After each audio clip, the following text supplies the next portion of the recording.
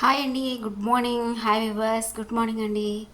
ఇకపోతే నేను చెప్పబోయేది ఏంటంటే, నేను ఫుల్ క్రీమ్ మిల్క్ తీసుకుంటున్నానండి. ఇదిగో ఈ ప్యాకెట్ ఫుల్ క్రీమ్ మిల్క్ 2 ప్యాకెట్లు తీసుకుంటానండి రోజు డైలీ. నేను 8 రోజులుగా 10 రోజులు మ్యాక్సిమం 10 రోజులుగా ఈ డబ్బాతో మీగడ దాచానండి. ఆ మీగడికి ఇదిగోండి ఈ వెన్న వచ్చింది. కరెక్ట్గా 200 ml నెయ్యి వస్తుందండి. దీనికి కరగబెట్టాక నెయ్యి ఎంత వస్తుందో కూడా నేను చూపిస్తాను.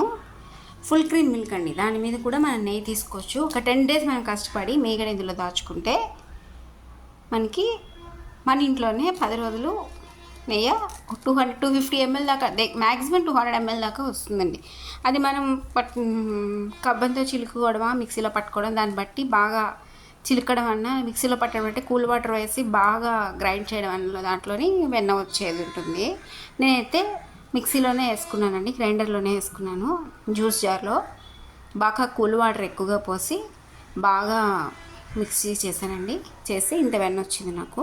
ఇది కరగబెట్టాక నెయ్యి ఎంత వచ్చింది అనేది నేను మీకు ఎగ్జాక్ట్లీ చెప్తాను. ఇదిగోండి ఇదే. కాకపోతే ఇంకొకటి ఏంటంటే, పాల ప్యాకెట్లు నేను డైలీ తెప్పించుకుంటాను. ముందు రోజు 2 పాల ప్యాకెట్లు ఉంటాయి కదండి, ఆ పాల ప్యాకెట్లు ముందు రోజే కాచేసి మీగడ బాగా సిమ్లో పెట్టి కాచింది చల్లారిన పాలని ఫ్రిడ్జ్లో పెట్టేస్తానండి. ఫ్రిడ్జ్లో పెట్టేశాక మార్నింగ్ లేచేసరికి ఇంతమందంతా మనకి మీగడ కడుతుంది. దాన్ని తీసేసి మళ్ళీ కాస్తానండి.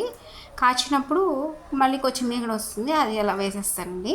అలా మీకు ఎప్పుడు అయితే అప్పుడు ముందుగా కాచేసిన పాలు ఫ్రిడ్జ్లో పెట్టుకుంటే చల్లారాక మీగడ మందంగా కడుతుంది, ఎక్కువ వస్తుందండి వెన్న. Okay, bye.